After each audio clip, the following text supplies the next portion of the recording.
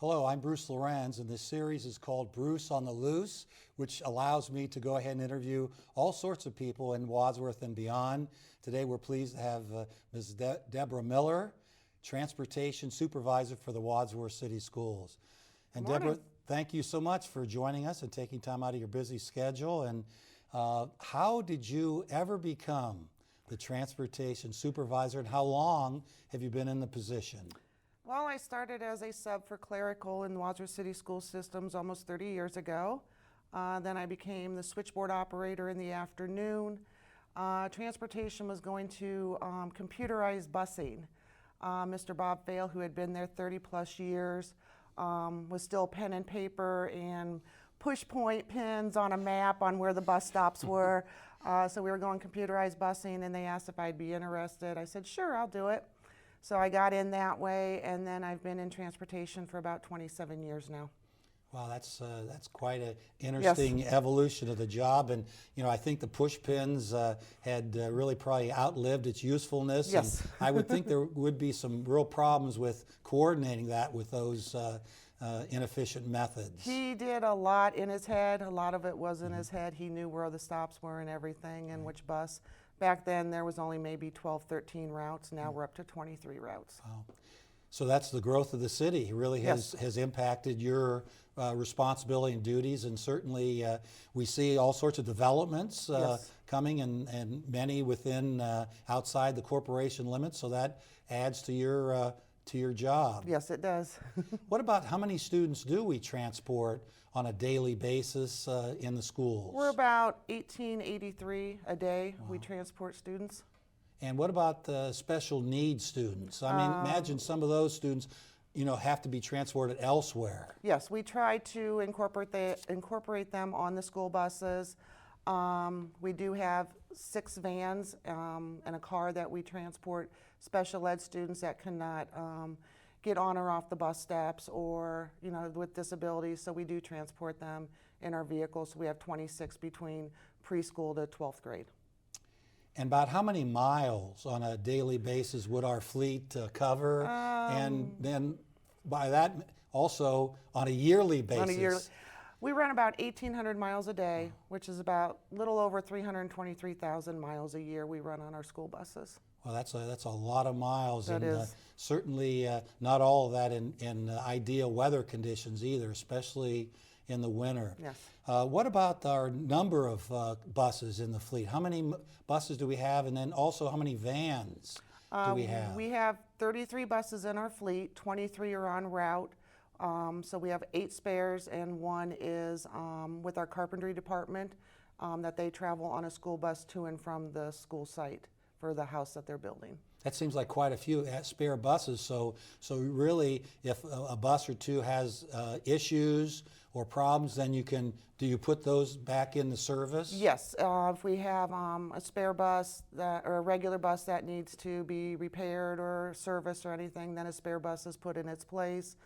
We also use our spare buses for all of our athletic trips that are after school, that regular route drivers are on their regular routes. Speaking of older buses, I imagine there is a time you need to retire them. What would the process be? We can't go to a used car lot or a dealership and buy a bus. Yeah. What's the process? And most importantly, how much would a new bus cost the school district? Our district goes through Ohio School Council for our bus bidding. They do it twice a year. Just this fall, we're doing one right now. We give them a letter of intent on how many buses we're going to purchase. We're on a 2-year, 2 bus purchase per school year. So they'll go out and do the bidding to all the school bus companies. There's 3 here in Ohio that bid on our buses. They get all the information together, and then they send it out to us after the bids are opened, and then we go through and pick and choose what we want on our school buses. There are standards that we have to have, like the school bus yellow. That is a national color. They feel that is more visible for traffic and motorists to see the school bus yellow. The light system, the 8-way light system, is a standard. Seat backs 39 inches high are standard. So there's a lot of standards we have to go by, and then we add extras of maybe our cameras inside and out, different driver seats, we can get air ride and things like that. And the cost per bus, I think it's probably gone up a great deal over the years. It has gone up. 4 years ago, we were buying 78 passenger transit buses, which are the flat nose buses. Those were running about $105,000 a piece in diesel fuel.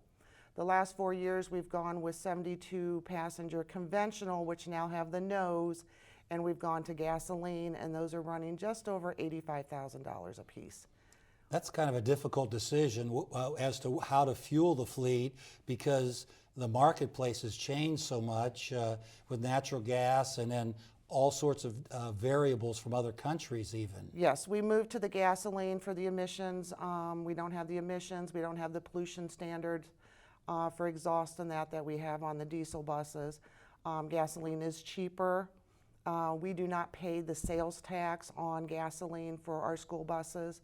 So we're probably 28 cents to 30 cents lower than what you see at the gas pumps because we don't pay the road tax. So we decided to go with the gasoline for the emissions and for the cost, and it's saving us $20,000 a year per bus. What about those cameras? I know it's not an easy job to drive the bus, and we'll get into that a little bit later, but certainly the driver needs to focus on what they're doing. A very difficult job indeed. Have the cameras helped with student behavior, and have drivers been able to intervene when students are in a foul mood or not adhering to the rules? Yes, we have cameras inside. Our buses are equipped with one camera for our older buses, and then our newer buses have 1 to 3 cameras. So there's one midship, which is the middle of the bus, and then one in the rear pointing forward for the students that are in the back. With the cameras, if the driver writes up a discipline report and the principal would like to see the video footage, then they call me, and then we pull the hard drive, and then we're able to send the video segment that they want up to the principal so they can look at it. We talked about buses and how to purchase them. What is the life expectancy of a bus? And I know you have a staff that also helps make sure it maintains the buses on the road. But what would we expect to get for a life of a bus? Our life expectancy for a bus is we usually keep them in our fleet 20 years. The average is 15, but we have a great mechanical staff that keep our buses running. We are very lucky to keep our buses indoors in garages, so they're not out in the weather and the snow and that. So that also helps with keeping the buses longer with rust and things like that. So 20 years is our standard that we usually use. It seems like an awful long time. I guess that really does point to the fact that there's a lot of maintenance and care to the buses. Of course, over the summer, I imagine there's a lot of opportunity to fully go over each bus and check the fine points of that and make sure it's in good running order. Yeah, our buses are on our preventive maintenance, so every 3,000 miles they're coming in to be checked over, make sure everything is still working properly. The drivers do a pre-trip inspection daily before they go out on their routes. It takes about 15 minutes to go around.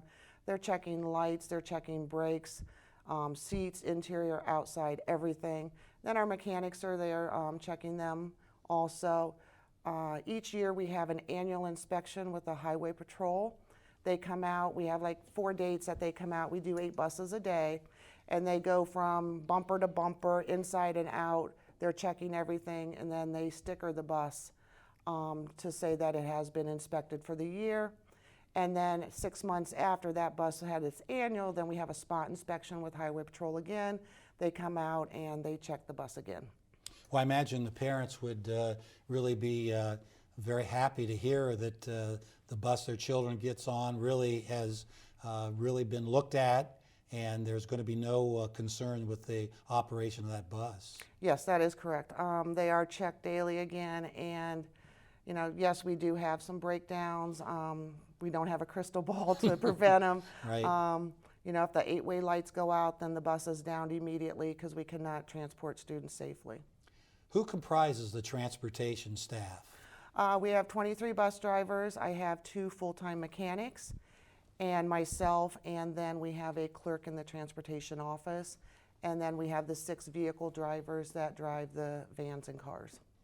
What happens if a driver has an emergency or is ill? Do you have substitutes ready to go? We are part of the national shortage for substitute bus drivers. We are always looking for substitute drivers. Right now, if a driver is ill, they call me in the morning, and right now we're calling mechanics or one of our maintenance personnel to come and are certified to drive a school bus just like the bus drivers. So mechanics are stepping in and driving the routes as needed for us. So it sounds like if someone's looking for a Yep. position to go ahead and work with students and drive, Yep. that's available to them. And of course, every year I would imagine you have drivers that possibly would retire and maybe move or go to some other state. Yeah, we're pretty lucky on our drivers stick around. Our drivers range from 1 year experience to 30 plus years. So they usually stick around. For subs, we do train them from start to finish. They have a 15-hour course with our pre-service instructor. We have an onboard bus instructor, 3 of them in our district that will train the new subs start to finish, from pre-trip to maneuverabilities to driving to pick up and drop off to railroads. So they're taught, and then they go with the highway patrol again and do an actual driving test in a school bus with them. Oh, so not only do your drivers assist and mentor new people that might want to get into driving, but also they have to sit with a state patrol and go through a route, Yes. Designated route to pass. And if they fail one aspect, can they take that and try it again a little bit later? Yes, they can try after 24 hours to make another appointment. If they would, mess up on a maneuverability, they could just take the maneuverabilities test part of it. On NPR this morning, you'd find this interesting, Debbie.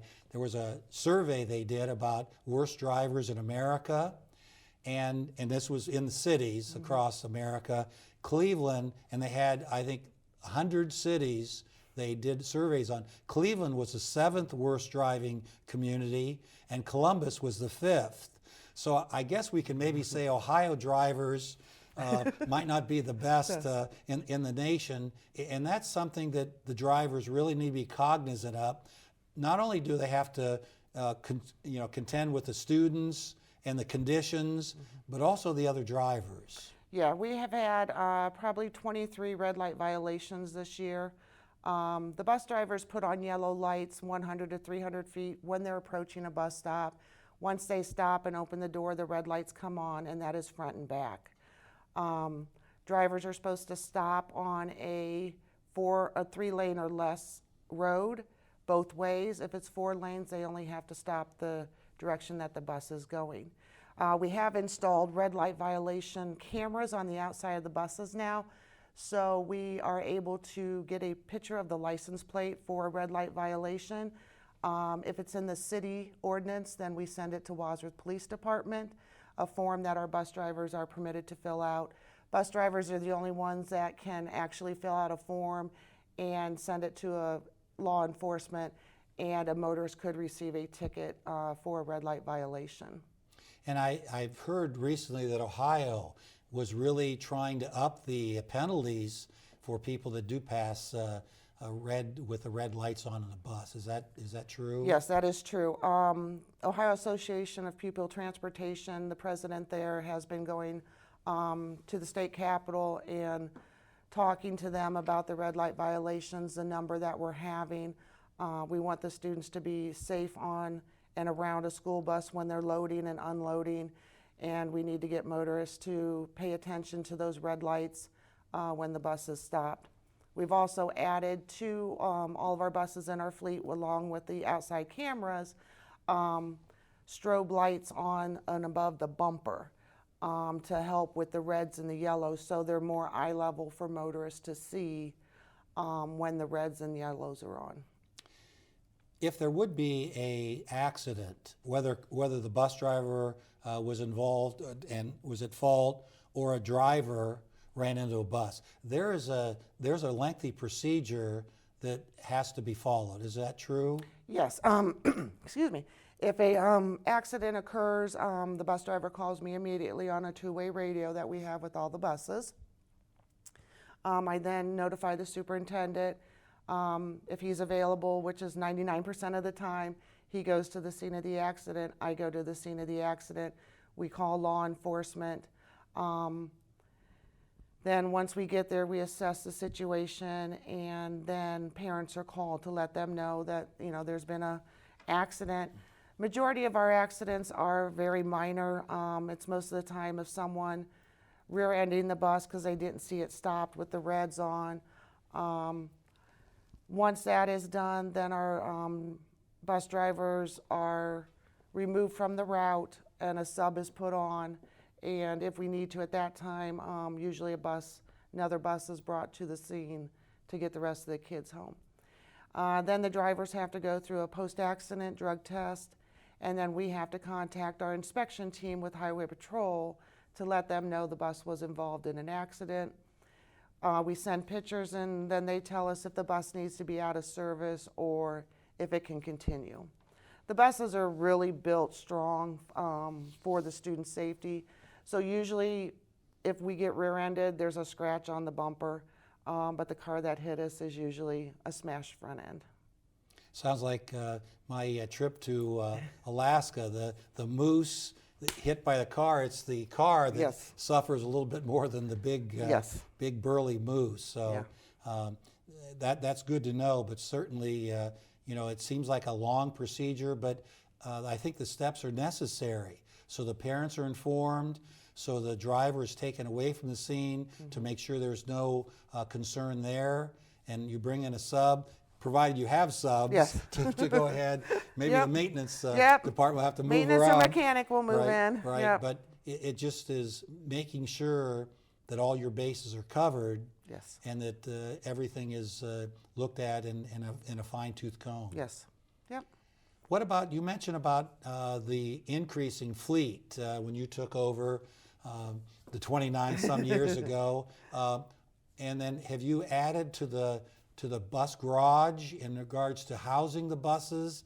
I remember looking at Isham and going by there. It seems like, you know, we have a lot of buses enclosed, but are we able to get all of them inside? We have 29 buses and all the vehicles inside. We do have 4 spares that sit outside. There's just no room for expansion. We're going towards Sunset, and they're just in a gravel area there. So we have added in my time 6 bays to add on to the garage. Okay, what about, we've talked about the daily operations quite a bit, but what about like extra field trips in the spring? I know a lot of students and classes. In fact, I think you had a field trip to the Ramsire Farms Yes. yesterday with an elementary group. So, and athletics and like-minded speech and debate on Saturday mornings. You have a lot of buses that are used in that regard. How do the drivers, how are they assigned those routes? We do approximately 1,000 field trips a year for the school year.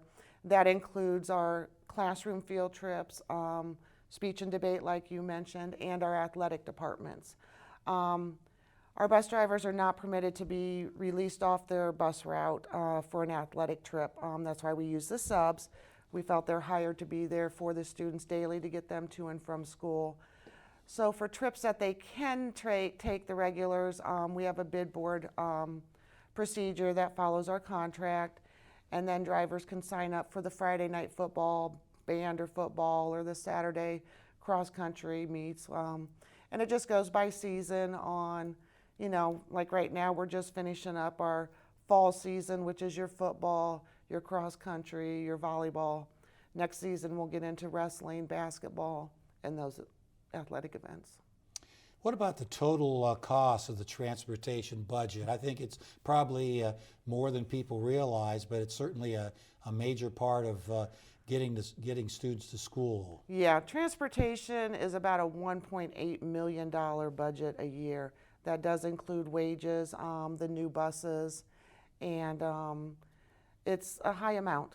It takes a big chunk out. You know, when you look at a school district, a lot of people sometimes forget about the support staff, the secretaries, the maintenance people, the bus drivers, cooks, etc. But really, when you really think about it, the first person in the morning they see are the bus drivers. Yes, first person they see in the morning is the bus driver, and the last person at the end of the day. We have a great group of bus drivers. Their experience, they care for the children. They go above and beyond just driving the school bus. You know, if a student gets on the bus with no coat and it's cold, they may come to our lost and found that we have in the bus garage and grab a coat just so the kid's warm. If they forget their lunch on the bus, we do everything we possibly can. Drivers will go out of their way on their way home in the morning to get the lunch to the student at their school.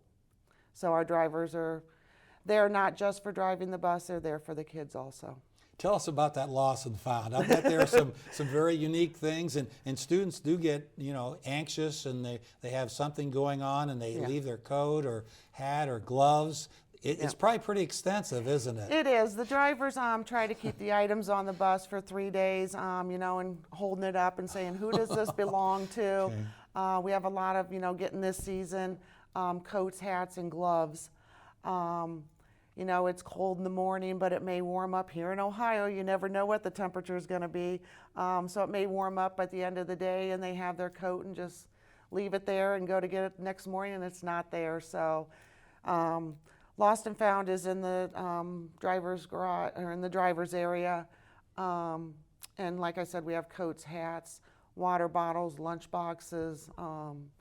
And then if they're not claimed by the end of the school year, then we donate them to usually Marion's Closet.